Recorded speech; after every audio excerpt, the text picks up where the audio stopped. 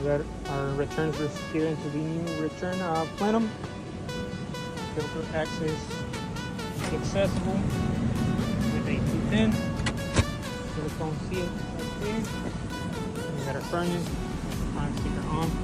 We had to do the gas on the top on this one because how it was ran, and the one on the back, the main one, is like very high up, so we just had to run it this way. And then we got our fuel pipe up, pulling out the top of the bearings all the way around. I did went up there and put some silicone on it. We got our drink in, not from the level. Our easy trap, drain pan switch, ball valve, both vent tabs. We got our inverter loop, filter dryer, pulling back outside. And we got all the ducts over here on the supply plenum. Everything is re-secured, hung and strapped with the new ducts and everything.